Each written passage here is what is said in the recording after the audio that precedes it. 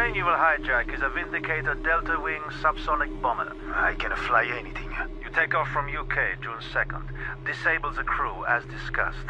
At destination, you receive $1 million, new passport, and onward passage to Rio de Janeiro. Understood? It will not be easy. The landing you want is going to need steady nerves. For $1 million, you will summon them. You'll be taken on board the yacht Disco Volante. So, what am I delivering, apart from the plane itself? No further questions. You work now for SPECTRE. For me. Blofeld. Thunderball by Ian Fleming. Dramatised by Archie Scotney, starring Toby Stephens as James Bond, Alfred Molina as Blofeld, Tom Conti as Emilio Largo. With John Standing, John Sessions, Lisa Dillon, Ian Ogilvy, Julian Sands and Janet Montgomery. Martin Jarvis is the voice of Ian Fleming. May the 18th, 1959. It was one of those days when it seemed to James Bond that life was nothing but a heap of 6 to 4 against. So, maybe a 60% chance of survival from all this? Open wide, 007. I beg your pardon, sir. Open and say R. R, sir? I don't follow. Say R. R. Ah, yes, your tongue is furred. I thought so. Shoulders back. Are you a qualified doctor, sir? I'm qualified to save you from yourself. Oh. The MO was right. Spasm in the trapezius muscles, fibrositis nodules. Well, it's not very satisfactory, is it, James? I'm perfectly fit, sir. MO says you must take it easy for 2 or 3 weeks on a more abstemious regime. He thinks you would then make a complete return to physical fitness. Most weekend golfers have fibrositis. Aspirin and embrocation get rid of it. Nothing to it, really, sir. How much stone-ground whole wheat do you eat? I'm sorry?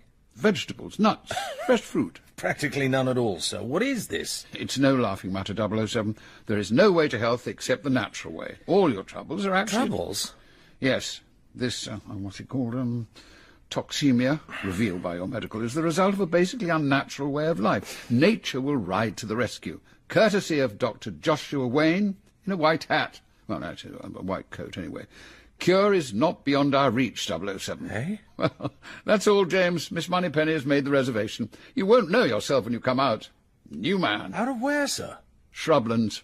Dr. Wayne is a remarkable chap. Very up-to-date equipment. Even got his own herb garden. Nice stretch of country. In Sussex. But, I mean, is this really necessary? Essential. If you want to stay in the 00 section, that is. Dismissed, 007. Now, what the hell, Moneypenny? Is he off his rocker? What's all this bloody Shrublands nonsense? The manager's been terribly helpful. Sounds rather dishy on the phone. He can give you the Myrtle room in the annex. I don't want any room in any annex. He says it's, groovy. Looks right over the herb garden. They've got their own herb garden, you know. What's going on? Em's talking like a nut cutlet. I think it's only a passing phase. You know he gets these bees in his bonnet. What's eating him? Well, of course, you've been away. Last month he got lumbago and he heard about Shrublands from a friend of his. This man swore by it. Told him we were all like motor cars and what we needed from time to time was to go to a garage and get it... what's the word? Decarbonised? Yes, that's it. Is there no end to your talent, James? Anyway, all very luxurious, only 20 guineas a week, and it makes him feel wonderful. Em went for 10 days and came back absolutely sold on the place. Why is he picking on me to go to this nut house? Well, when he saw your medical, he told me to book you in. James, do you really drink and smoke as much as that? It can't be good for you, you know? I'd rather die of drink than of thirst. As for the cigarettes, it's really only that I don't know what to do with my hands. That's not what I've heard. Trust you're finding Myrtle to your liking, Mr. Bond. I beg your pardon? The Myrtle Room. Splendid view of the... Oh, yes, the herb garden. That sundial seems to beam up at you, does it not? Yeah. I imagine you found our naturopathic brochure exciting? Well, I'm looking forward to the potassium broth, Dr. Wayne. Call me Josh, by the way. And our unmalted slippery elm is to die for. I hope not. What? Oh, great. Sense of humour. Could you remove all your clothes, please, except your underpants? Oh, God, I went through all that yesterday. And you read about the unreal glories of massage. Unreal? Well, so outstanding it's difficult to believe. I imagine so. Effleurage, stroking and friction, petrissage, deportment. And vibration, I believe. Quite a few scars. You seem to have been in the wars, Mr. Bond. Near miss, yes, during the war. Really? War between peoples is so old hat. Now just breathe in deeply, please. Well, Mr. Bond, blood pressure's a bit high, osteopathic lesions in the upper vertebrae, and some sacroiliac strain, the right ilium slightly displaced backwards. Bad fall sometime, maybe? Perhaps. So, here we go. Strict dieting for 1 week to eliminate the toxin, massage, irrigation, hot and cold sitz baths, osteopathic treatment, and a short course of traction. Complete rest, of course. Just take it easy, Mr. B. You're a civil servant, I understand. Yep. Do you good to get away from all that pen pushing for a while. Treatment rooms in half an hour.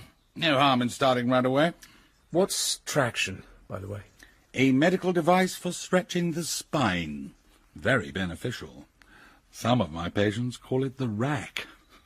You know what comedians folk can be. Oh, yes. Sense of humour. Josh.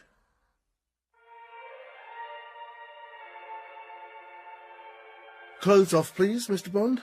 Oh, not again. Bond undressed, and with a towel round his waist followed the masseur down a long room divided into 2 compartments.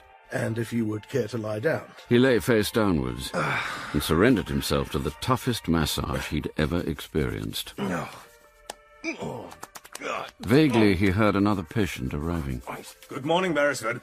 I'm afraid you'll have to take the wristwatch off, Count Lippy, sir. Nonsense, my dear fellow. I'm always allowed to keep it on. No, sir. You must have had someone else doing the treatment. I'll keep it on, if you don't mind. Sorry, sir. It interferes with the blood flow when I come to treat the arm and hand. If you don't mind, Count. Take it off then, damn you! Get on with the bloody massage. Thank you, sir. Why did he want to keep it on? Rather childish. Who is this Lippy guy, anyway? Turn over, please, Mr. Bond. Oh, right. Bond glanced to his right. Count Lippy's face was turned away from him. His left arm hung down towards the floor. In the middle of the white circle where the watch had been, there was a sign tattooed in red on the skin. A small zigzag crossed by 2 vertical strokes. So, didn't he want it to be seen? It's a tong sign, 007. Secret society. The Red Lightning Tong. Unusual to find anyone but a full-blooded Chinaman being a member. Is it a religious organization? No, entirely criminal. They're represented in Hong Kong, but their headquarters are across the bay in Macau. Seems Russia has some sort of deal with them. They've cropped up a few times recently in drugs, gold smuggling to India, and top bracket white slavery. They're big people. So what's he doing at Shrublands? We'd be interested if you've got any kind of a line. I'll let you know if anything develops. Good work, 007. But don't forget I told you to take it easy. I'm doing my best, but it's actually quite hard. Have you tried the nut mince yet? It's delicious. As Bond left the phone booth, a movement caught his eye. Count Lippy, his back to Bond, was just picking up the receiver in the next booth. Oh, Lord. How long has he been in there? Did he hear me? Hello, Mr. B. Enjoy your soup and carrot cube this morning? I'm not sure. There was so little of it. You'll be getting less at our starvation regime. I'm looking forward to my nettle tea at 4 o'clock. 3 days now, James. Well done. How was your sitz bath? Shocking. Very good for you. Especially for hemorrhoids and anal fissures. Tomorrow we add baking soda. Exciting. And you are feeling... Averagely terrible. Nagging headache, whites of eyes glowing yellow, tongue nicely furry. Excellent. Just as it should be. The poison's leaving your body. Now more good news, Jim. Yes? In the morning, osteopathic manipulation and traction. Come in.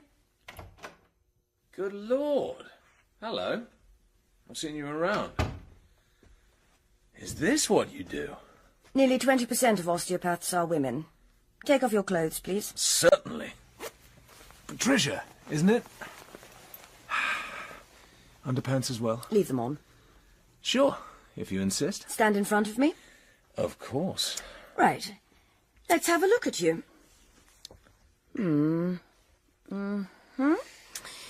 All right. Lie on the couch, face downwards. Relax.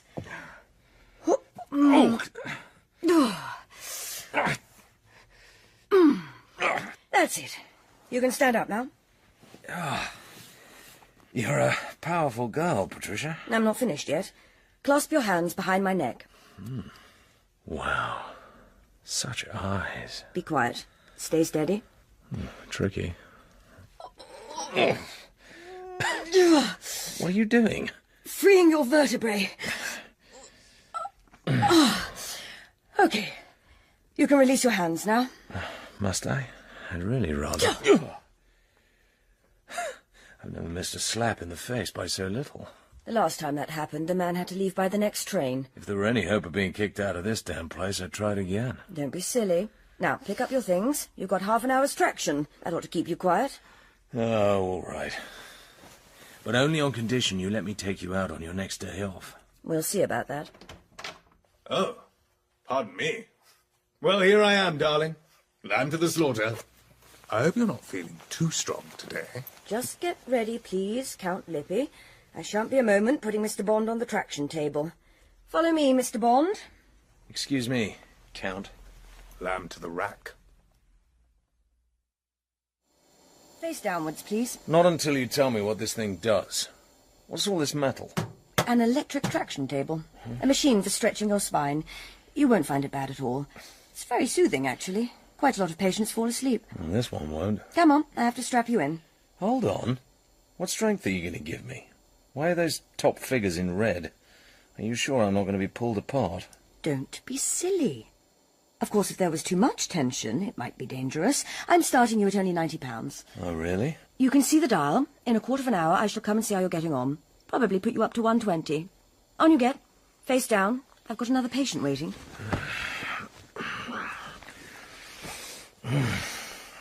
If you kill me, I'll sue. What are you doing? Strapping you in. Chest and hips. Right, I'm going to start the motor now. You'll feel the straps tighten, then relax. It's simply the gears engaging and disengaging to produce the rhythmic traction. Stand by.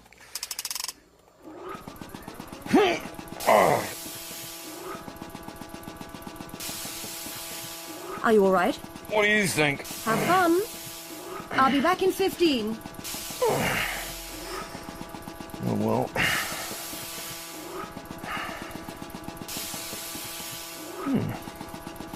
Not too bad after all.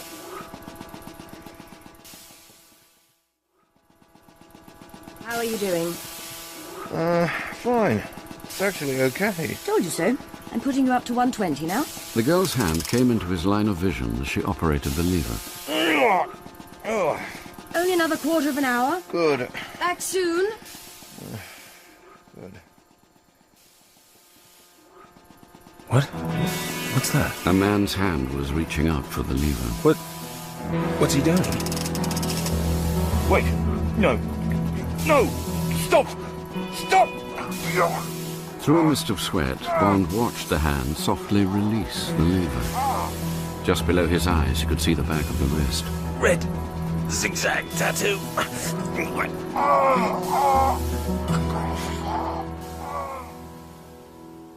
heard the noise of the machine, Josh. I came in to check. The indicator was up to 200. I tore down the lever and ran to the surgery for the chloramine. You injected 1 cc? Yes, the pulse was terribly weak. Then I telephoned you. God, what a bummer. I suppose he must have jerked the lever somehow. He might easily have killed himself. Okay, he must have some safety arrangement installed. This is all M's fault. He's mad, sending me to these grated carrot merchants. Have it out with him when I get back. Pulse is weak, but no structural damage, just surface abrasion of the nerve ends and shock. You'd better take personal charge of the case, Pat. Rest, warmth, and defleurage. We don't want any complaints. Get me? I get you, Doc.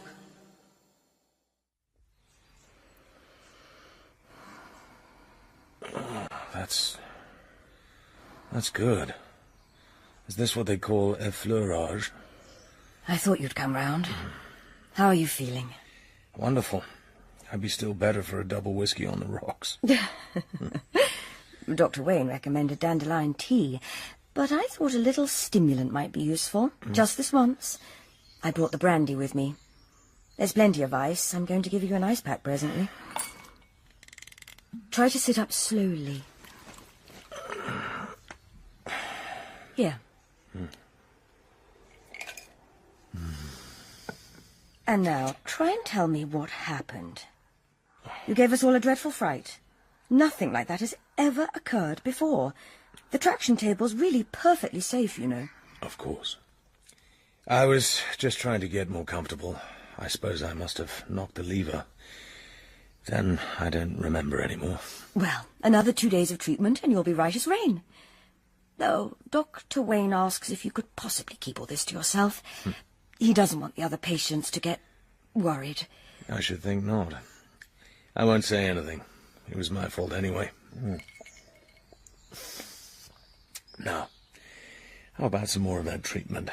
You really do give great effleurage. Next day, Bond searched the Count's room, while Lippy was down in one of the treatment areas. Nothing here, except shrublands to Amesbury, Wiltshire. Check distance. What does that mean? Who is he? Italian Count? Old Harrovian? Or what? Next morning, Bond lay face down on the massage table, listening. Morning, Beresford. Electric Turkish bath. All ready for me, I hope. Final treatment, 3 more ounces to lose, right? Very good, sir. I'll shut you in and leave you to it. Yes. Go and save your chickpea salad and come back to me in an hour. Thank you. Count Lippy, sir. 20 minutes went by. 25. Right. Now it's only me and Count Lippy. Bond softly opened the door to the electronic bath. Lippy sat incarcerated within the big metal and plastic box, his back to Bond. There was a hole in the top, through which the patient's head emerged. God damn it, Beresford, is that you? Let me out of this thing. Sweating like a pig. I thought you liked it hot, sir. Don't argue, goddammit. Let me out of here. I don't think you quite realise the value of heat in the H-cure, sir. A patient suffering from your condition will find much benefit from the treatment. Don't give me that crap. I tell you, get me out. What should I give him? 200? No. Punishment, not murder. 180 for just retribution. Half an hour of real heat will do you the world of good, sir. Hang on. And if you catch fire, you can sue, my dear Count. Bond! You bastard! All right, £1,000 and we're quits. Nothing that a week in hospital won't cure. 10,000. See you later, irrigator. All right, 50. Bond, help me. Help! Do you hear me? Help! Intriguing. A £50,000 bribe. He must have a very urgent reason for needing freedom of movement. Bond! Bond! Help me! James Bond was right.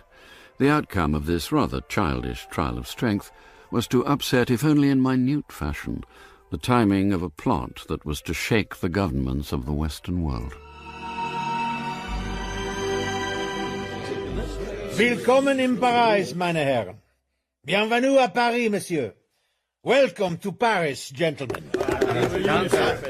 Congratulations. You all possess a clean sheet with Interpol. After a lifetime in major crime, that is your highest qualification as members of the Special Executive for Counterintelligence, Terrorism, Revenge and Extortion. SPECTRE. As you know, I am founder and chairman of this private European enterprise for profit, Ernst Blofeld. Thank you. To business. Plan Omega. First, Lippy has made a serious error. This so-called Count was instructed to make his headquarters at a certain South of England clinic. His instructions: to maintain contact with Eamon Petacci at Boscombe Down Airfield, where the NATO bomber experimental squadron is under training. I recruited this Petacci to hijack the plane and its contents and fly it to Area Zeta.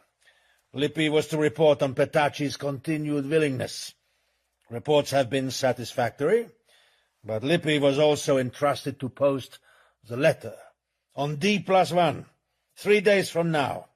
Tell them, Dr. Kalyagin. Spasibo, Herr Blofeld. Members, unfortunately, this foolish man became embroiled with a fellow patient at the clinic. Result, he is now in Brighton Hospital suffering from second-degree burns. Absurd! Out of action for a week. This involves a delay in our precious Plan Omega. I have now provided Airman Patachi with a vial of influenza virus. He will take the vital test flight after his recovery. Lippi will then post the letter according to plan. Spasibo, Doctor. You should all know that Lippi will be eliminated within 24 hours of the posting of the letter. Questions? Ja, Herr Blofeld. Yes, Professor Dietl. Herr Blofeld, has our esteemed Signor Emilio Largo established his cover as Supreme Commander in Area Zeta? He has. The treasure-hunting myth has gained full credence. The crew of yacht Disco Volante are hand-picked. Remind us, Professor. Ja, sicherlich. We would seem to be financial backers of this treasure hunt. Investors who have demanded to take part in the adventure. We are rich businessmen who might be expected to be taken in by such a scheme. And you, of course, Professor, our valued physicist, also takes a role of metallurgist, our coin expert. Your numismatist, Blofeld. I stand corrected. And you are all there to watch over your investment and ensure that not one doubloon goes astray. You have studied your respective roles? Yeah. Arrangements for the disposal of the ransom bullion are in place, and conversion to use Swiss francs and dollars. Satisfactory? Satisfactory? Remember, neither the first nor second bomb will be rendered safe until the ransom rests in the Swiss banks.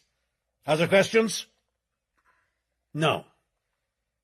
I am satisfied.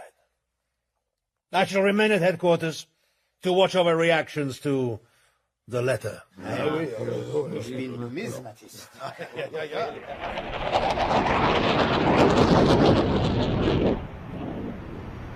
Giuseppe Petacci sat in the fuselage of the bomber, observing the men at work in the cockpit. He felt the little cylinder of cyanide in his pocket. It was time. He went through to the cockpit. Oh, hello, Seppi. Enjoying the flight? Keeping a beady eye on us all? Yeah, sure. 5 more hours to go, eh? You realise we're missing north by northwest at the Odeon? We can up catch with it at Salisbury Gormont. Salisbury.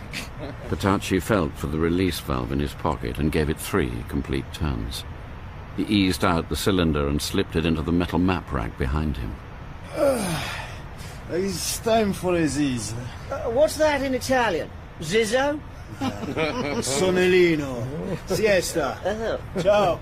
Ciao. I spy with my little eye. Back at his chair, he clamped on his oxygen mask and watched them through the open door. Under 5 minutes, yes? In about 2 minutes, the navigator suddenly clutched his throat and slid to the floor. The radio operator lurched sideways and collapsed. The 3 other men began to fight for air briefly, terribly, then fell back, spread-eagled. 4 minutes. Give them 1 more. Pressing the oxygen mask tight against his face, he went forward and closed the valve on the cyanide cylinder. He verified the autopilot and went back to his seat. After 15 minutes, he went forward again and began to pull the bodies back into the fuselage. Then he took over the controls. It's like driving a beautiful motor car. Maserati. What color shall I choose? Dark blue. See, respectable. Fit my new identity. Now, last lap. Watch for lights of Grand Bahama. Lose height. Prepare for final approach. Depth of water will be 40 feet. Watch out for flashing red beacon. Yes, inch nose down. Any moment now. It's going to be easy. 500 feet. 400. 3, 2, shape of yacht in darkness. Bene. Down, down. Pronto. Up with nose. Per grazia di Dio, I have done it. I, Giuseppe Petacci, a millionaire. And plenty of time to get out of escape hatch onto the wing.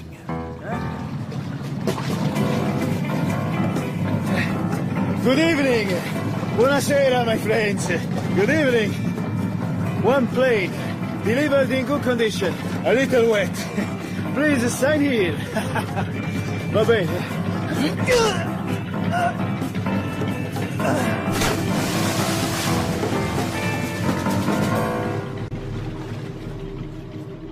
Dear Mr. Prime Minister, you should be aware that since approximately 10 p.m. yesterday, June 2, a British aircraft carrying 2 atomic bombs is overdue on a training flight. The aircraft is a Vindicator bomber from RAF Experimental Squadron based at Boscombe Down. Identification numbers on the atomic weapons are indicated below. This aircraft was on a NATO training flight, crew of 5 with 1 official observer. The aircraft, together with the bombs, is now in our possession. Crew and observer are deceased. Whereabouts of this aircraft and of the atomic weapons, rendering them possible of recovery, will be communicated to you in exchange for equivalent of £100 million in gold bullion. Fine .999. Instructions for the delivery of gold are contained in the attached memorandum. Failure to accept these conditions within 7 days will have the following consequences. After that date, a piece of property belonging to the Western powers, valued at not less than the aforesaid £100 million, will be destroyed. There will be loss of life. If, within 48 hours after this warning, willingness to accept our terms is still not communicated, there will ensue destruction of a major city situated in an undesignated country of the world. Very great loss of life. This, Mr. Prime Minister, is single and final communication. We shall await your reply. Every hour on the hour GMT on the 16 megacycle waveband. Signed, Special Executive for Counterintelligence, Terrorism, Revenge and Extortion. SPECTRE. SPECTRE? Ridiculous. What's that supposed to mean? The PM received this letter this morning, 007. Addressed to him by name at 10 Downing Street, postmarked Brighton, 8:30 a.m. on June the 3rd. Now, what do you think? I think it stands up, sir. If this plane and the weapons really are missing, I think they mean it. So does the War Cabinet. And so do I. Oh, by the way, I've asked Q to join us. He's cleared on this. Yes, the plane with the atomic bombs is missing. The stock numbers on the bombs are correct. What is there to go on, sir? Practically speaking, nothing. Nobody's ever heard of these SPECTRE people. But we know there's some kind of independent unit working in Europe. All details are correct. The Vindicator was on a flight out into the Atlantic. RAF crew of 5 and an official NATO observer, an Italian called Giuseppe Petacci, squadron leader in the Italian Air Force. Oh, they're checking on his background now. Top NATO pilots have been coming over here to get used to the planes and the bomb release routines. The aircraft just vanished in the transatlantic air traffic. Didn't distant early warning pick it up? Well, there's evidence, unconfirmed, that a plane peeled off the inward route to Idlewild and turned south. But it could be almost anywhere by now. It would need special runways. It must have come down somewhere. You can't hide a plane of that size. Exactly. Apologies, Em. Ah, come in, Q. Just putting 007 in the picture. Sit down. Sorry I'm late. I have further info on the bomb. Just a second, Q. The plane could be crash-landed in the sea, 007, in shallow water. Wouldn't that explode the bombs? Well, no, actually, 007. Forgive me, Em. But they're absolutely safe until they're armed. Even a direct drop would only explode the TNT trigger to the thing, not the plutonium. How are these SPECTRE people going to explode them, then? Apologies again, sir, but I expect you know, 007, that an atomic bomb looks just like any other bomb. Does it? Oh, yes. The nose is full of ordinary TNT, with the plutonium in the tail. So these people would have to actually drop the bomb to set it off? Ah, no. They would need a man with good physics knowledge. Lucky I'm not on their side, and all he'd have to do would be to unscrew the nose cone, the ordinary detonator, and fix on some kind of time fuse. You see, a nuclear bomb is not very bulky. You could put it in the back of a big car, for instance, and leave it parked with the time fuse switched on. Get out of range, say 100 miles away, and that would be that. Yes, all right, Q. Listen, this is the first blackmail case. Unless SPECTRE is stopped, every criminal scientist with a chemistry set will be doing it. So, nothing for it but to pay up. Operation Thunderball, the PM's calling it. God knows why. Mushroom cloud, sir. Sorry, nuclear explosion effect. Nagasaki and so on, sometimes known as a thunderball. PM knows what he's talking about. Oh, really? Anyway, money's no object. We've teamed up with the CIA to cover the world. Where do I come in, sir? I have an idea. And I wish it to be pursued by, well, a reliable man. He means you, 007. The best evidence is that the plane left the east-west air channel over the Atlantic and turned south. Now, assuming it couldn't have landed in America itself... Radar network being too good. Exactly. Where might be suitable, Q? The Bahamas? Thank you. Got to be. Group of islands, many of them uninhabited and possessing only one simple radar station.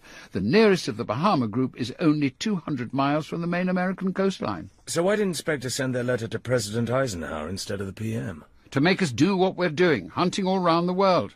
I'm betting they'd like to collect the so-called ransom and close the operation as quickly as possible. We've got to push them as close to the use of No. 1 bomb as we dare. In the hope that something will betray them in the next 6 3/4 days. I'm pinning my hopes on my guess. And on you, 007. You're booked on all planes from now until midnight to the capital, Nassau.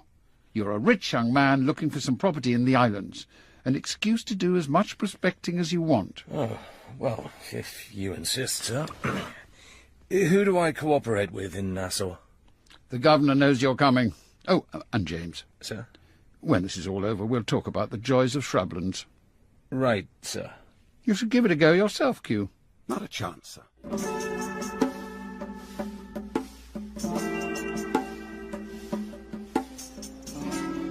Thunderball? That's pretty worrying. But, you know, it's inconceivable, Commander Bond, that a large 4-engine plane could have been hidden anywhere within the confines of the colony. The only airstrip capable of taking such a plane is here in Nassau. So far as a landing on the sea is concerned, what do you call it? A ditching, Sir John. Ah, yes, ditching, good. Well, we've been in radio contact with all the outer islands. Replies are negative. And at the meteorological station... Might I ask if the radar screen is manned round the clock? Ah, I see what you're getting at. Things do slacken off a bit when there's nothing scheduled. Let's see. There was a request from the Foreign Secretary about recent arrivals. That's right. Well, I've had a word with Immigration and Customs. Nothing out of the ordinary, just the usual mixture of tourists and businessmen. Immigration will be happy to go through the forms with you. Might I ask a question? Fire away, old boy. I'm looking for a group of men, probably 10, 20, I don't know. They're likely to have a ship or a plane. I gather you have plenty of conventions coming to Nassau. We do have those sort of gatherings, yes. But in the last 2 weeks, only a moral rearmament group at the Emerald Wave and the tip-top biscuit people at the Royal Bahamian. And they've gone now. It's all very respectable. That's just it, Sir John. The people I'm looking for who may have stolen this plane will certainly take pains to be just that. We're not looking for a bunch of flashy crooks. Well, we've got our annual treasure hunt going on. I can't believe you want to bother your head over a lot of rich beachcombers. Do they have a yacht? Ah, I believe they do. And a small plane, for the matter of that. But their top man, Emilio Largo, is respectable enough, and his crew have never once given us trouble. Unusual, actually. Not a single case of drunkenness in 6 months.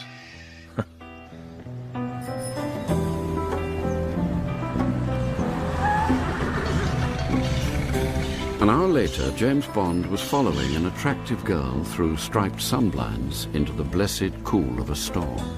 He knew who she was. Hi! I want a cigarette that's so disgusting I shan't want to smoke it. Have you got a cigarette that stops people smoking? Look at all those. Don't tell me some of them don't taste horrible. Well, ma'am, I don't know. You can choose between 2 kinds of cigarette if you want to smoke less. What? And who might you be? My name is Bond. Jimmy Bond. I'm the world's authority on giving up smoking. I do it constantly. Lucky I'm handy. Oh, really? All right. Tell me. Only way to stop smoking is to stop it and not start again. or to have cigarettes that are either too mild or too strong. The mild ones are probably the best for you. Excuse me. Sir? Give me a carton of Dukes, king size with filter. Sure. One moment, sir.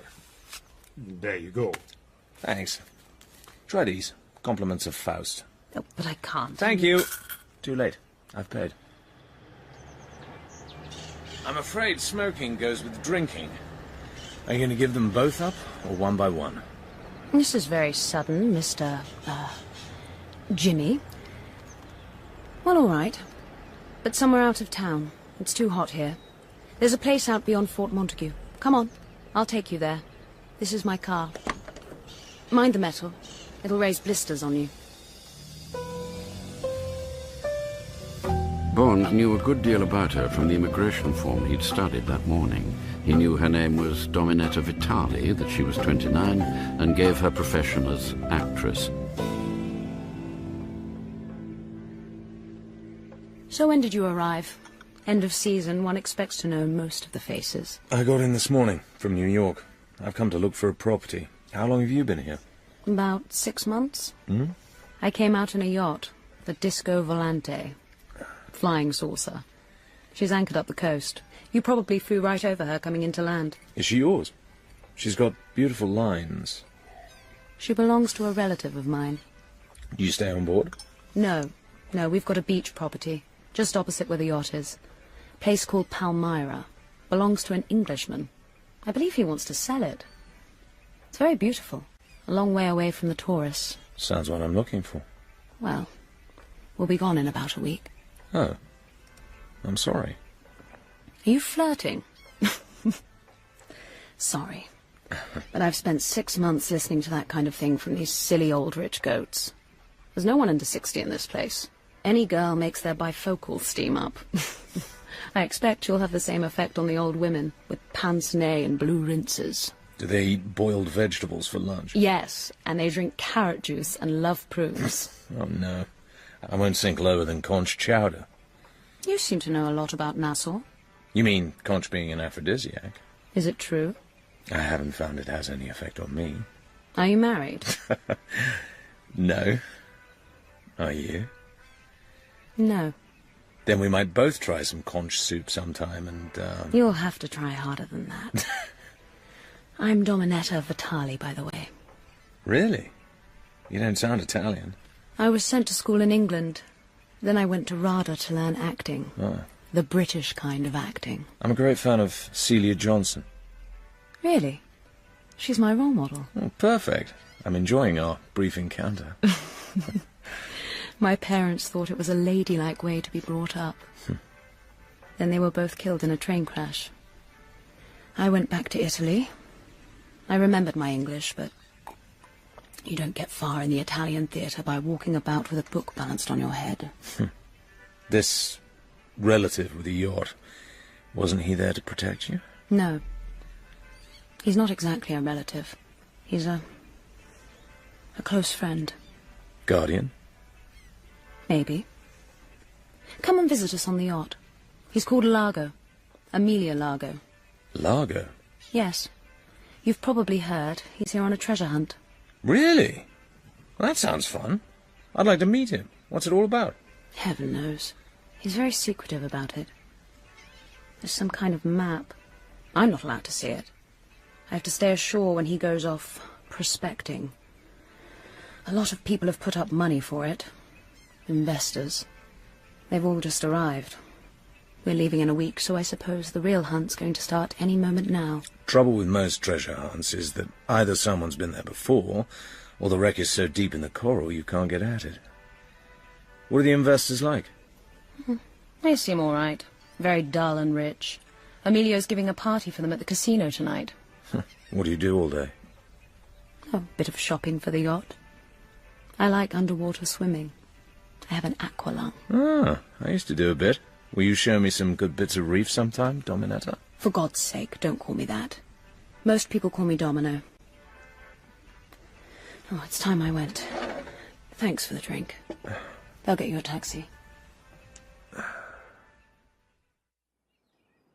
007, meet 000.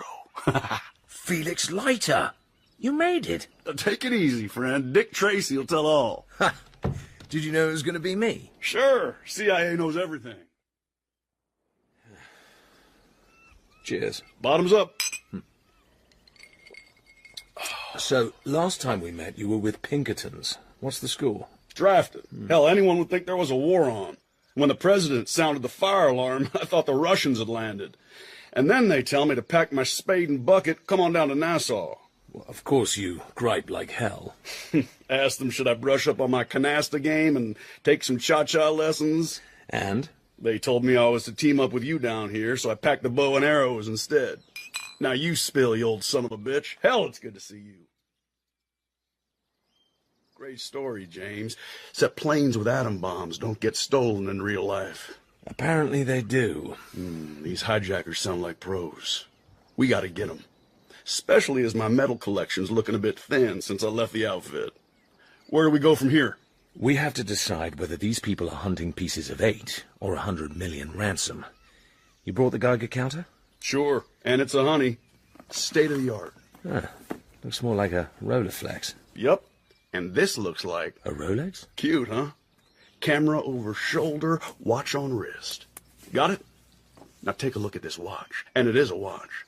Only difference is that the sweep second hand is a meter that takes the radioactive count.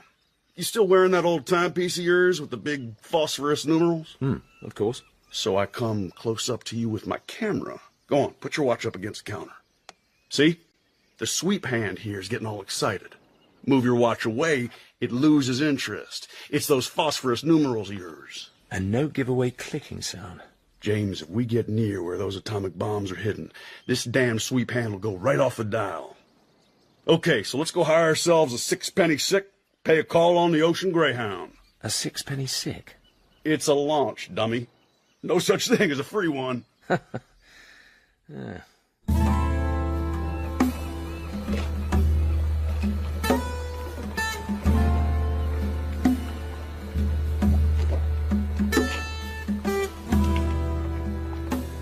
So, forgive all these charts. Please, sit down, gentlemen. Cigarette? Maybe drink, something to drink, something cool. Perhaps, Planter's Punch, Gin tonic? No? Beer? Come on, you must have had a warm journey in the open launch. I would have sent my boat for you if you told me you were coming. Just tonic. I'll have the same, thanks. Mr. Largo, I'm very sorry to barge in like this. No. We just got in this morning from New York. I've only a few days, so I'll get a move on. The point is, I'm looking for a property down here. Oh, yes. Oh. No, what a good idea. It's a wonderful place. I've been here for 6 months already. I like to stay forever. but the prices, whoo-hoo. You are wise to come at the end of the season. Perhaps some of the owners will not open their mouths so wide. That's what my attorney here advises. Is that not so, Mr. Larkin? I've made inquiries on Jimmy's behalf, Mr. Largo. I wouldn't advise any client of mine to invest at these prices. Oh, absolutely. Now, you mentioned something about Palmyra, Mr. Bond. Jimmy. Mm-hmm. I understand you have a lease on the property, Mr. Largo, and there is talk that you may be leaving the house before long. Yeah. I gather the owner might sell if he got the right price. What I was going to ask was whether we could look the place over. Any time that might suit you. Oh, but of course, my dear fellow, whenever you wish. There is no one in residence except my niece. Cora. I will tell you are going to call. It's a charming property. If only all rich men had such good taste. Well, that is extraordinarily kind of you, Mr. No, it's nothing. Now, we should leave you in peace. Perhaps we may meet again. You must come over and have lunch. Yeah. But with a yacht like this, I don't suppose you ever want to come ashore. Wait, no, you can spare 5 minutes. We are rather crowded at the moment. You have heard of the treasure hunt? No doubt you don't believe in these things, but my associates and my investors, they're all on board. And so with the crew, there are 40 of us. You would like to have a short tour? Well, that's more than kind. Thank you. We'd love to see over the ship if you can spare the time, Mr. Largo. Don't. Well, all right, come. It will only take a few minutes. Come. After you, gentlemen. Negative. Absolutely negative. Radioactivity around the engine room and the radio room, but that's normal. It was all normal. One thing struck me. There was no way down to the hold that I could see. Unless it's a manhole under the carpet. Strange what he said when I asked if there was more cabin space down there. No, it's just the storage space and the fuel tanks, of course, because we have to carry several tons. You know, the ballast problem is important with these ships. When her bows come up, the fuel goes to the stern. So, we have big lateral tanks to correct these things, that's all. Oh, yeah? Wonder what he keeps down there. I'll ask the governor for a check via customs to see just how much fuel he carries. Still, I'd have said the whole outfit's as clean as a whistle if it wasn't for all that missing space we weren't shown. Remember that merchant ship off Gibraltar during the war? The Italian frogmen used it as a base. Big sort of trapdoor affair cutting the hole below the waterline. You think it could be something like that? Maybe it could. No, Jimmy, not convenient. My guardian and some of his friends are coming ashore. Oh, disappointing. Will I at least see you at the casino tonight? It's possible. I'll be dining on board the Disco, and then we'll sail round and anchor off the casino. Good. Looking forward. Will I remember you? Oh, I'll remember you by your beautiful blue eyes. And maybe the blue rinse that matches them. A Geiger counter, no less. I congratulate you on your thoroughness, Commander Bond. As Governor, I won't pretend I'm not somewhat relieved. Relieved, Sir John? Well, splendid news that the Disco Volante and Mr. Largo both passed your respectability test. Actually, they haven't. What do you mean? I'm still not satisfied, which is why I asked for that information. Oh, dear. Well, yes, I do have something here from the Harbour Police.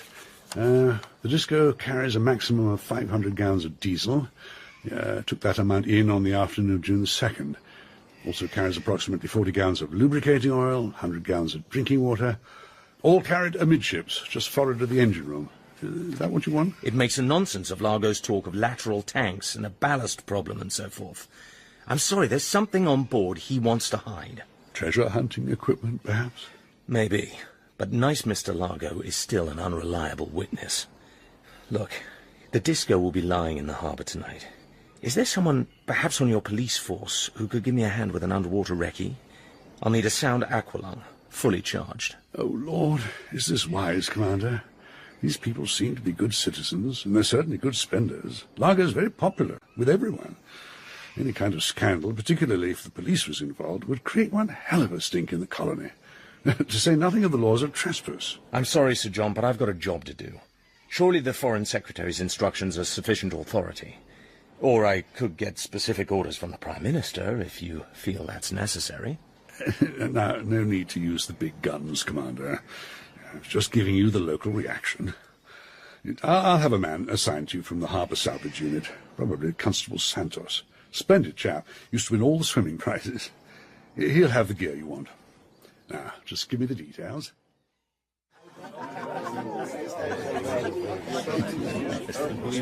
Banco. Ah, Banco. Once again. Banco.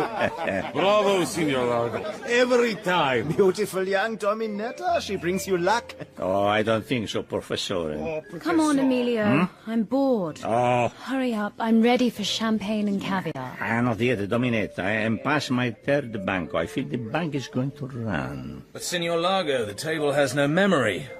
Luck is strictly for the birds. Banco. My good friend, Mr. Jimmy Bond. You may say so, you know. Everybody. Now, we have the big money coming. Maybe I should pass the bank, because the English know how to play the railway trains. Now, if I have to lose, I will certainly like to lose to Mr. Bond. A bank of $800, I see. So, card for you, for me, and one more for each. A 9. 9 of diamonds. Always a good start. So good, I will face up my second card. A glorious 10. You certainly make me try. I lost by a pip. It's the cruelest way to lose, you know. What did I say? The English can pull whatever they like out of the shoe. So it seems can the Italians. We should go into partnership. All right, yes. So we try once again. Yes, you put in what you have won. I will bank on that in partnership with Professor Dietl on your right. He's one of my investors. Yes, Dietl? Yes? Oh ja, ich bin sehr glücklich darüber. Yes, whatever you say, that's right. Mr. Bond, you win again. I'm sorry. Once more by 1 point. Now, indeed, the writing is on the wall. Professor, you will have to continue alone. This Mr. Bond, he has green fingers against me. I surrender. Okay, here you are. Well, $1,600 in 2 coups, over £500. And it would be fun to pass the bang. La main passe. La main passe. What? Jimmy, don't do that to me. Don't tell me the bank is going to go down in the next hand. I shoot myself. Really. Okay. I will buy Mr. Bond's bank, and we will see. There. Banco. Aye. Banco y fe. But you are hunting me, my dear fellow. You are pursuing me. What is this? Is vendetta? When I came to the table, I saw a spectre. What? What did you say? What do you mean? The spectre of defeat. I thought your luck was on the turn. Perhaps I was wrong. Let's see. Is it about to go? So, my friend wishes to put the evil eye upon my cards. Well, we have a way to deal with that where I come from. You see? Fist and fingers make a snake like this. That certainly put a hex on me. But what did it do to the cards? Come on, your spectre against my spectre. All right, my friend, we are wrestling. The best of 3 falls. Yeah? Here comes the third. No card, thank you. Cha! So, draw or not draw? All right. I draw. 9, porca miseria. Sorry, senor. You should have killed the evil eye in the pack, not in me. Evil eye? Well, shake hands, Jimmy. Now I must wait for the shoe to come round again. I have a hard evening work ahead of me. Darling, I don't think you know Mr. Bond, except on the telephone. He has taken all my winnings. Perhaps he can squire you. How do you do? Didn't we meet at the tobacconist's this morning? Yes, it's possible. I have such a bad memory for faces. Emilio, perhaps if I take this Mr. Bond away, your luck will turn again. Maybe. See you later, my dear fellow. Thanks for the game. I'll order champagne and caviar for 3. My spectre also deserves his reward. You may not fare so well in Dominator's hands as you did in mine.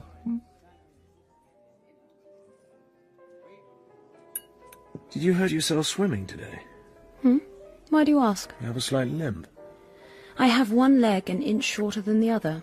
Does it displease you? No, it's pretty. Makes you something of a child. Instead of a hard, old-kept woman, yes? Is that how you see yourself? It's what everyone in Nassau thinks. I make up my own mind. Would you like to know what I think of you? Every woman likes to hear about herself. But make it sound true, otherwise I shall stop listening. All right. Your true sensibilities have had to be put aside, but not very far underground. Now you've got the things you wanted, you've almost had enough of them. Just for the record, you're beautiful, provocative, self-willed, cruel. Well, I told you most of that. Why do you say I'm cruel? When Largo was losing, you didn't give him a word of comfort or encouragement. I would say that's cruel. Men don't like failing in front of their women. I wanted you to win. I cannot pretend. You didn't mention my only virtue. Honesty. I love to the hilt and I hate to the hilt. With Emilio, I'm halfway. Where we were lovers, we are now friends who understand each other. So you're fed up with your gilded cage? Yes. It is cruel for Emilio, but it is also human. Emilio wants women for use, not for love. Give me some more champagne. All this talk has made me thirsty. And I would like a packet of players. I am fed up with just smoking smoke. I need my hero. Miss, 10 players, please. Sure, miss. Here. Thank you, sir. Please, as they say in the advertisements. What's that about a hero? Ah, you don't know. Ah, my one true love, the man of my dreams, the sailor on the front of the packet of players. Here he is. Oh, you don't understand the romance of this wonderful picture. This man was the first man I ever sinned with. I took him into the woods. I loved him in the dormitory. You're not bored having to listen about my hero? I'm only jealous. Go on. I spent all my pocket money on him. In exchange, he introduced me to the great world outside Cheltenham Ladies' College. He grew me up. He put me at ease. He stayed with me. My talisman. My obsession. What a hero. My brother is just the same. He hung on to a little metal charm his nanny had given him until he was 19. Then he lost it. I shall never forget the scenes he made. Even though he was in the Air Force by then, in the middle of the war. He said it brought him luck. Did it? He's done all right. Much older than me, but I adored him. Girls always love crooks. He said our grandfather had been so successful as a smuggler in the Dolomites that his was the finest among all the Patachi tombstones in the graveyard at Bolzano. My brother said he was going to have a finer one still, by making money the same way. Patachi? Is that your family name? Oh, yes. Vitalia is only a stage name. What happened to your brother? What's his first name? Giuseppe. He went wrong in various ways. But he was a wonderful flyer. Last time I heard of him, he'd been given some big job in Paris. I pray for him every night. I love him. You understand that? Yes, I understand that.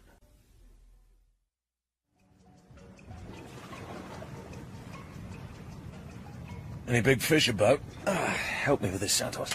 The usual habitats, some barracuda perhaps, maybe a shark. But he's lazy and overfed with refuse from the drains. He won't trouble you, unless you're bleeding, that is. Water looks clear. Yeah, you're okay with this moon and lights from Disco Volante to guide you. You got enough air in the cylinder for 1 hour. It'll take you 12, 15 minutes, that's all. Thanks. See you soon.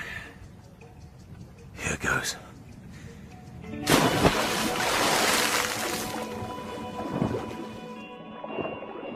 A few inches above the bottom. Forward now. Nerve steady. Keep the moon at my right shoulder. Jeez. Barracuda, all I need. 10 yards away. So what do? Not to panic. Fear communicates. Establish a quiet pattern. Stick to it. 3 more minutes to go. Keep a rhythm. Show immunity. Good. Seagrass ahead. Shit. Barracuda's still alongside. Anchor. Well, I'm here. Okay. Upwards. Slowly. Slow. Look down. Barracuda? No sign. And here she is. Disco. Ah. Mechanism of the hydrofoil. Get your bearings, James. Okay. Move slowly along the hull. Yes, it's there. The ridge of a wide hatch. Okay, try the Geiger counter. So, what's inside these closed doors? Well, the machine's alive, but registering virtually nothing. No bombs in there. Home, James. Well. Underwater sentry. With gas gun. Okay. Scythe. Upwards, James.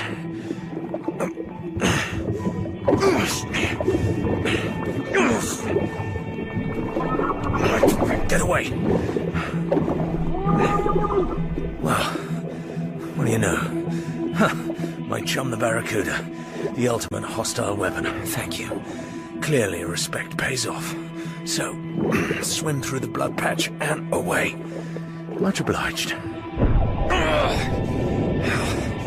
Grenade? From above? Oh, that's all I need. Come on, James. All your strength. Down, and away.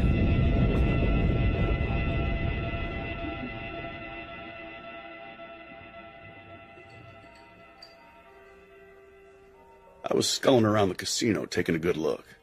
Saw this little egg-headed guy. He was having fun at your gaming table, James. I knew I'd seen him before somewhere. Found out from reception he's Professor Hans Dietl, Swiss passport, one of Largo's group from the yacht. Okay, remember a fella called Kutze, East German physicist? Came over to the West 5 years ago and sang all he knew. Went to ground in Switzerland. Well, same guy, Kutze. So what's a top physicist doing on board the Disco? Tell you another thing, my friend. We might just have the Manta on our side. Manta? U.S. Navy, our latest atomic submarine. Not so crazy as it sounds. Manta happens to be here on some sort of a training cruise. Looking for fun. Cool, huh? Fun? But you know, with what you got this evening, I'd pull the whole Disco lot in on suspicion. Suspicion of what? Largo would reach for his lawyer and they'd be out in 5 minutes. What single fact have we got that he couldn't dodge? His treasure hunting cover is perfect, explains everything. So what then? Limp at mine? Send her to the bottom in error, so to speak? No. We have to wait. Okay. What Largo's got to do now is collect the bombs and make for target number 1. Ready for 0 hour in around 30 hours' time. And nothing we can do until he's got one or both of those bombs on board. Or we catch him at their hiding place, which can't be far away. Nor can the missing plane. So tomorrow we rent a Cessna seaplane and go hunting.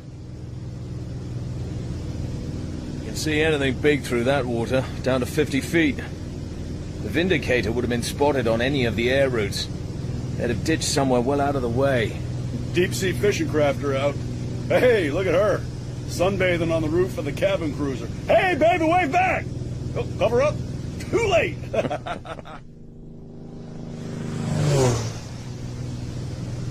Grand Bahama coming up dead ahead. Want me to give the rocket base a buzz? Prohibited flying area. That's it. See the yellow balloons? Warning. There's a flight test on this morning. NIA-KOI, NIA-KOI. You are in a prohibited area. Oh, hell. Can you hear me? Change course southwards immediately.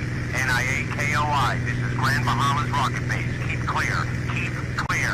No use interfering with world progress. But if that little heap of ironmongery isn't worth $250 million, my name's P. Rick. Gotta be their target. And it's just about 100 miles from Nassau. Perfect for the flying saucer. Keep on south. This is more like it. Sandbanks, shoal water, ideal hiding place for the plane. Bring us down to 100 feet, Felix.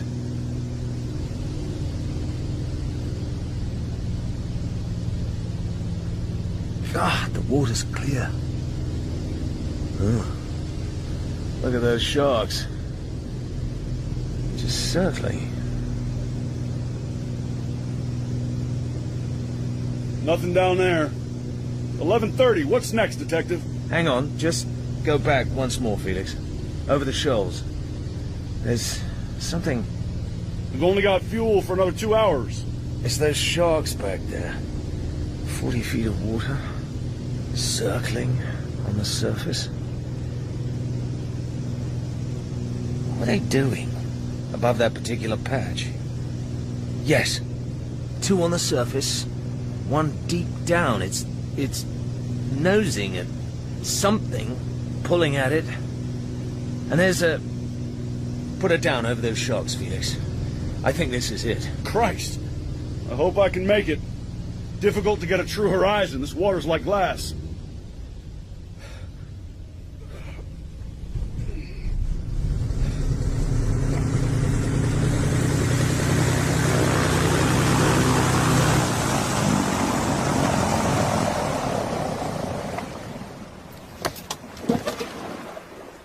Yes. Ridiculous. Those rocks on the bottom are crap. They're painted patches. So are the areas of sand. Camouflage. That third shark's onto something. That's it, all right. Big tarpaulin over her. Well, I'll be goddamn, boy, oh boy. We found the goddamn plane. What do you know? I suppose I'd better get on down, then. Just one thing, Jacques Cousteau. What about our new best friends? Good thinking. Kill one and the others will go for the corpse.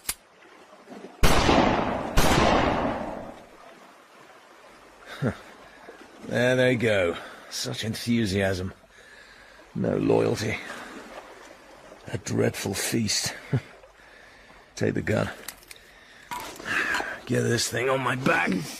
You know the design for the Vindicator? Where to look? Yes. So long. Tell Mother I died game.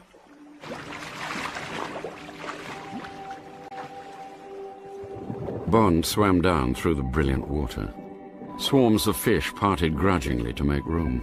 Oh, thanks. He touched down and slipped under the edge of the tarpaulin. So, what do we have? His torch glittered on the underside of a polished wing. He knelt down. Identification disc. Giuseppe Petacci, number 15932. Got you. He went on towards the fuselage and climbed in. Oh my God. On the roof hung the corpse of a crew member. In decomposition it had risen from the floor, and dozens of small octopuses hanging from it like bats now let go their hold and shot, jet-propelled, to and fro inside the plane. Get away! Get away! Bond proceeded towards the cockpit. Cyanide canister. Count the corpses. 5. Open the hatch to the bomb bay. Bombs have gone. Well, that's it. Escape hatch. And out. And up to the surface. There's the Disco, lying off Palmyra, back where she was yesterday. No movement on board. We have to know when those bombs go on board the yacht. I have an idea for that.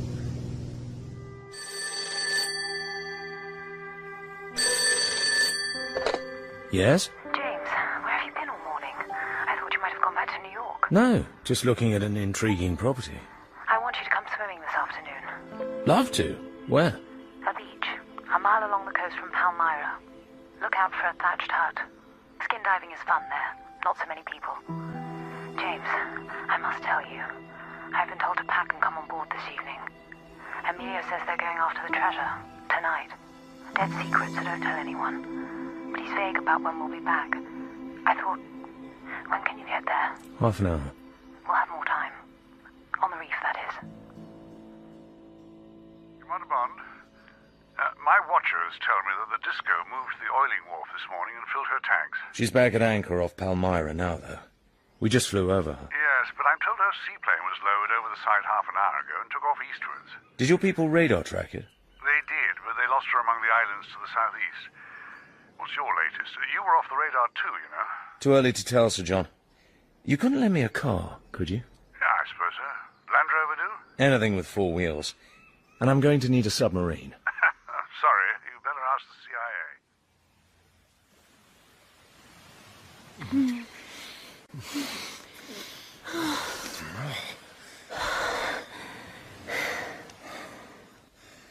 I'm sorry, I shouldn't have done that. You sound like a girl who's had it for the first time. Now you're frightened. Domino, I must talk to you. James, what's the matter? Is anything wrong? You're going to hurt me. Is it that you two are going away? Be quick. Do it cleanly and I won't cry. It's about your brother. What? What is it? This is his. I found it today. You found it? I don't understand. Is he dead? What happened to him? It involves your friend Largo. It's a very great conspiracy. I am actually here to find out things for my government. People will die unless you help to prevent it. Is this why you made love to me? To make me do what you want? And now you blackmail me with the death of my brother. I hate you, I hate you, I hate you. Your brother was killed on Largo's orders. What? I actually came here to tell you that, but then... I should have had the strength to stop it. I didn't. I wanted to put off hurting you. That's my only excuse. Please listen to what I have to tell you. So you see, those weapons are hidden somewhere. There is nothing we can do until they are actually on board the Disco. As long as the bombs are still lost to us, the threat is still there. You see that? Yes, I understand. So what's to be done? We have to know when those bombs are brought on board. That's all that matters. And how will you know? You must tell us. I'll help you. Hey, James, CIA have obliged with the Manta, courtesy of the U.S. Navy Department. She's been desperate for some action. Now she's got it.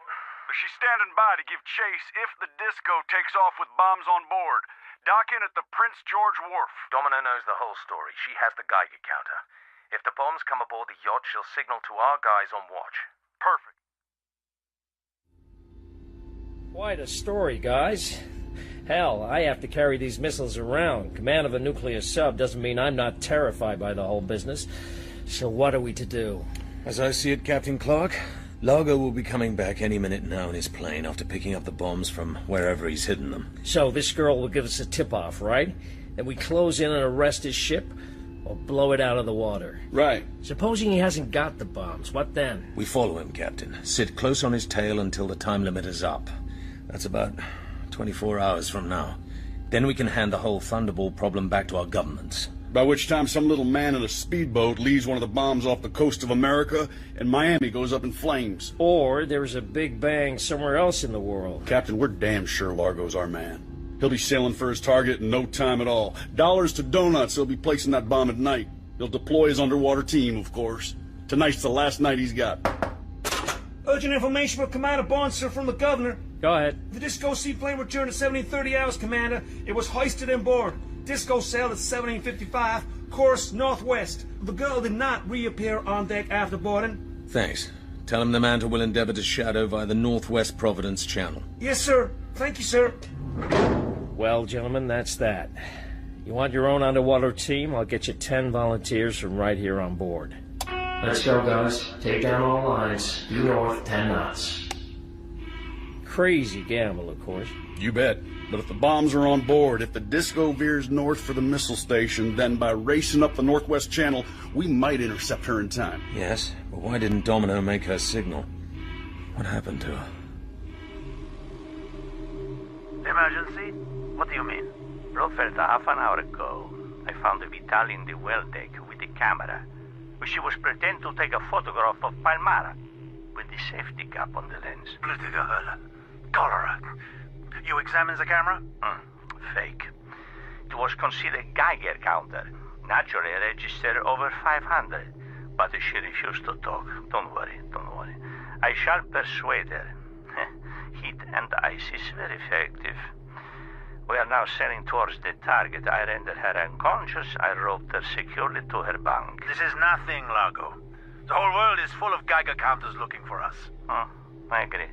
Nassau police probably ordered a radiation search of all the ships in the harbor. Maybe she was bribed to bring the counter on board. Largo, place the atomic weapon. There will be nothing to fear. Operation will proceed. Within 24 hours, our labors will have been completed, and the great prize will be within our grasp.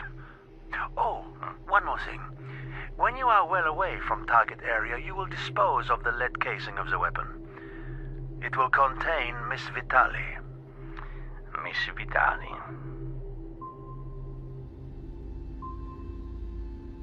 30 fathoms. Now we got a clear course all the way, making good speed. Be off Grand Bahama about an hour before first light. Nothing can happen until it's certain the Disco is in the target area. Forgive me, Captain. Were you thinking we'd try and go alongside and board her, or just blow her out of the water? Well, I was kind of leaving all that to you fellers. Navy Department says I'm under your orders. I'm just the chauffeur. Tell me what you have in mind. Glad to go along with it, so long as it doesn't endanger my ship. Too much, that is. It seems to me that if the Disco is going to lay that bomb as close to the rocket base as she can, she'll heave to and anchor about a mile offshore in about 10 fathoms. Then get the bomb another half mile or so closer to the target, lay it in 12 feet of water, switch on the time mechanism, and get the hell out of it. For my money, assuming the bomb's set for the 12 hours Largo's got before the time limit expires, he'll go back to Nassau with his treasure hunting story and wait for his next orders from SPECTRE. Unless he's managed to get information out of the girl. Leaving all that aside, Commander Bond, how's he gonna get that bomb out of the yacht and right into the target area without being spotted? I'm sure that's the real purpose of the Disco's underwater compartment. They'll have one of those underwater sleds in there, and probably an electric torpedo to haul it. They'll load the bomb on the sled and take it in with a team of underwater swimmers. Lay it and come back to the ship. Makes weird sense. So what do you want me to do about it? There's only one moment to nail these people. If we show our hand too soon, the Disco can get the hell away and dump the bombs in 100 fathoms. The only time to get them, and the bomb, the first bomb anyway, is when the team has left the ship and is on its way to the laying point.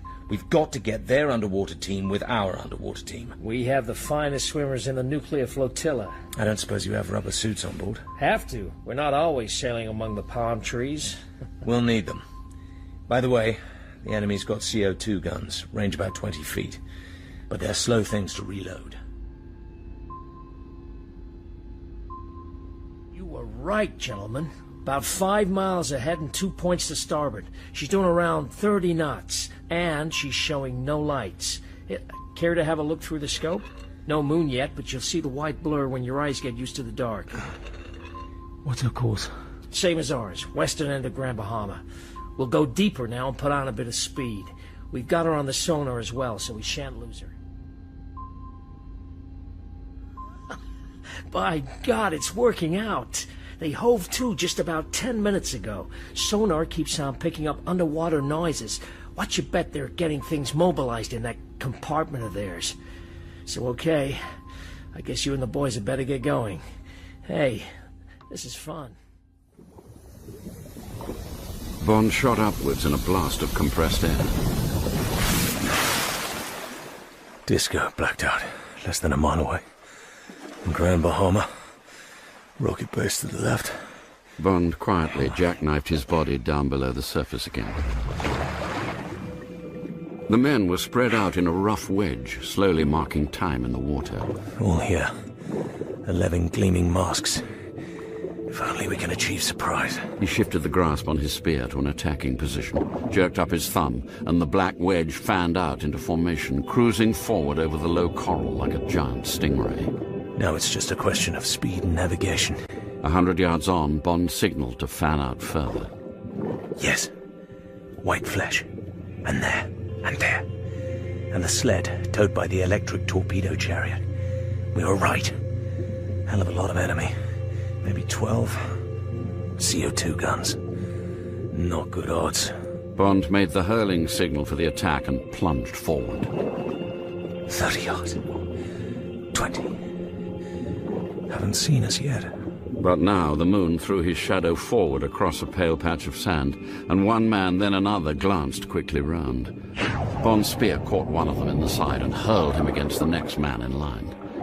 Bond drove on into the mass of swimmers now scattering in all directions. The spear ripped into the rubber, protecting Bond's stomach. Blood or seawater. He clung for a moment to a coral outcrop while the black tide of his men swept past him. The battleground had now shifted to a wide expanse of clear water fringed with broken coral. On the far side, Bond saw the now uncoupled sled laden with something long and bulky. The first atom bomb. He began to swim round the flank of the pool. The sled with its obscene weapon was guarded by 2 of Largo's men. So, where is Largo? Then, with frightening suddenness, out of the mists to Bond's right, the gleaming electric chariot shot back into the arena. Largo himself sat astride it in the saddle. The 2 guards dropped their guns and held out the coupling of the sled. Largo slowed down, and one man caught the rudder and wrestled to pull the chariot backwards towards the couplings. I know what they're doing. Now they've been rumbled, they're going to get out. Largo is going to take the bomb back through the reef and drop it in deep water or bury it. Same thing with the second bomb in the Disco, of course. We've kind of won. But with the evidence gone, Largo will say that he'd been ambushed by rival treasure hunters. Once again, the treasure hunt cover will hide everything. Bond flung himself forward and grabbed Largo's aqualine. Largo turned in time to parry Bond's spear. The chariot broke surface. Bond let go and, clutching its stern between his legs, slid back until he felt the top of the rudder at his back. Now, get a firm grip. Mind the propeller. Drag hard downwards, and then down comes Largo into the water. He's finished, surely. Won't activate the time fuse now. Nothing for it, James, but to get away. Stay alive. Bond dived down again towards the coral. He followed a narrow lane between the sharp clumps, but now a black shadow was above him. Largo. Watching Bond, biding his time. No room to turn around in. Either swim on or stop. He's got me like a rat in a trap. But he'll have to come in and get me. Here he is. Largo stood facing Bond between the walls of coral. Slowly he advanced. His right hand shot out at something. When the hand pulled back, it was writhing with 8 more fingers. Largo held the baby octopus in front of him like a small waving flower. Bond picked up a rock. Well, this across Largo's mask will be better than a baby octopus across mine. Largo leapt forward. Bond dived for Largo's groin, rock in hand, but Largo's right hand came swiftly down, clamping the octopus across Bond's mask. Then both his hands got Bond by the neck and held him at arm's length, squeezing. Can't see anything. Oh, but how? What? What's happened? Am I free? There's light, I can... In front of him lay Largo, with a spear sticking horribly through his neck, kicking feebly on the sand, and behind him, looking down at the body, Domino, fitting another spear into her underwater gun. Bond got slowly to his feet. A wave of blackness began to creep up over his vision. He leant against the coral, his mouth slackening round the oxygen tube. Water seeped into his mouth. No! No! Don't let that happen! A hand stretched forward, but Domino's eyes behind her mask were blank, lost. What? Blood on her bathing suit, red marks. Oh, she's ill. We'll both die standing here unless I... Come on! Come on! Take my hand. Yes, that's it.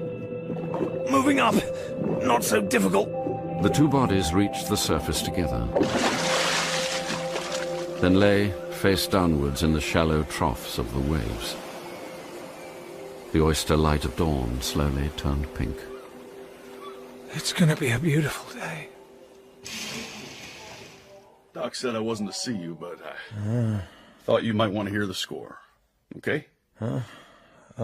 Yes? Domino, how is she? We were right about Miami, James. It was going to be target number 2. They were going to plant the second bomb in the yacht basin. So now everybody's happy. Oh, sure. Except me. Haven't been able to get away from my damn radio until now. And there's a pile of cipher stuff from M just longing for you to get around to it. Oh, yes. M. Top brass from CIA and a team from your outfit are flying in this evening, so we can hand over.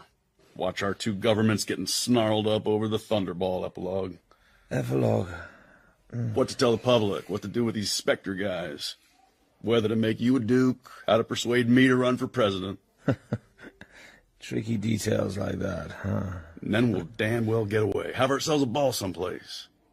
Maybe you'd like to take that girl along. Is she okay? Hell, she's the one that deserves the medals. The guts. They cottoned on to the Geiger counter. God knows what that bastard Largo did to her.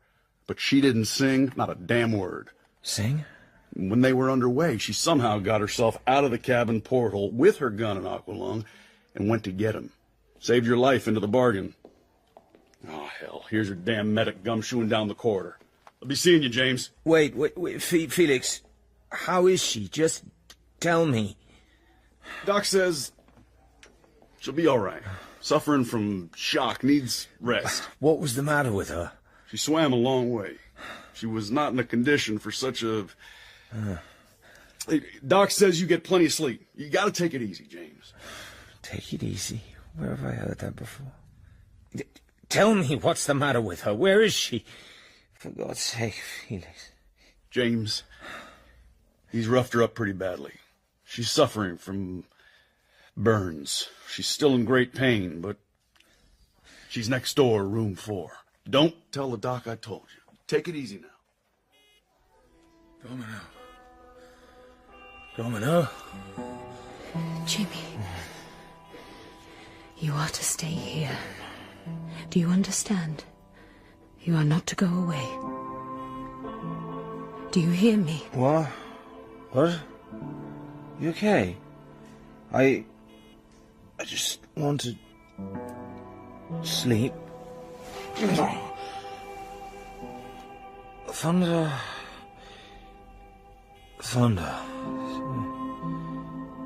Sleep. You okay? Yes. I'm okay. You sleep now, Jimmy. Sleep. Good work, 007. Take it easy. You must take it easy for 2 or 3 weeks. I'm doing my best, but it's actually quite hard. Have you tried the nut mince yet? It's delicious. Oh, and James. Sir? When this is all over, we'll talk about the joys of shrublands. Right, sir. You won't know yourself when you come out. That's all, James.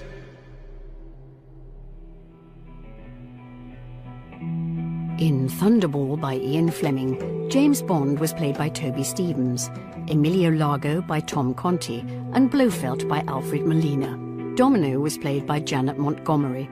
Felix Leiter, Josh Stamberg, Dr. Wayne, John Sessions, Patricia, Lisa Dillon, Count Lippy, James Callis, and the Governor of Nassau, Ian Ogilvy. Miss Moneypenny, Janie D., Captain Clark, Nigel Lindsay, Q, Julian Sands, and M was played by John Standing. Patachi and Professor Deetle, Matthew Wolfe.